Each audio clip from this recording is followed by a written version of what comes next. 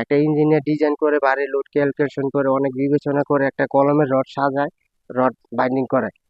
তো অবশ্যই প্রত্যেকটা কাজই আপনাদের শিক্ষণীয় হিসাবে নিতে হবে।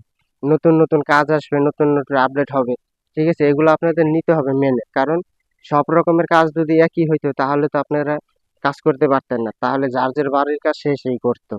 কারণ প্রত্যেকটা বিল্ডিং এর কাজ যদি একই রকমের হইতো। তো এইসব বিষয়গুলো অবশ্যই খেয়াল করবেন আপনারা। নির্মাণ কাজ চলাকালে এক বাড়ির কাজের সাথে আরেক বাড়ির কাজ মিলানো যাবে না।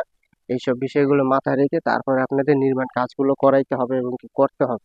আর মিস্ত্রিরা অবশ্যই নতুন কোনো কাজ হইলে আপনাদের সেটা শিক্ষণীয় হিসাবে কাজগুলো করতে হবে। যেরকম এখানে 6 কোণা টাইরিং দেওয়া হয়েছে। সম্মানীয় দর্শকরা, এখানে একটি আমাদের নতুন প্রজেক্টের কাজ চলতেছে রানিং। এটা হচ্ছে গিয়ে 10 তলা ফাউন্ডেশন। তো এটা হচ্ছে গিয়ে সবচেয়ে ছোট কলম C1।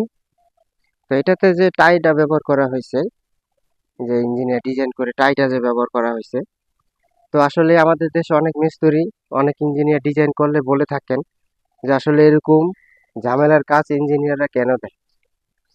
তো আপনারা যখন কাজ করতে যাবেন প্রত্যেকটা কাজই আপনাদের নিখুঁতভাবে করতে হবে। তো এই যে যে টাইগুলো আছে, এই টাইগুলো এখানে 6টা কোণা দেওয়া হয়েছে টাইয়ের। এই টাইয়ের এখানে 6টা কোণা এবং এই কলমের রড আছে 16টা। এটাই সবচেয়ে ছোট কলম। হ্যাঁ ওটা। তো আপনাদের যখন আপনারা কাজ করবেন, একটা ইঞ্জিনিয়ার যখন ডিজাইন করে দিবে, মিস্ত্রি আর কন্ট্রাক্টর নেই, তার প্রত্যেকটা কাজে শিক্ষণীয় হিসাবে নিতে হবে।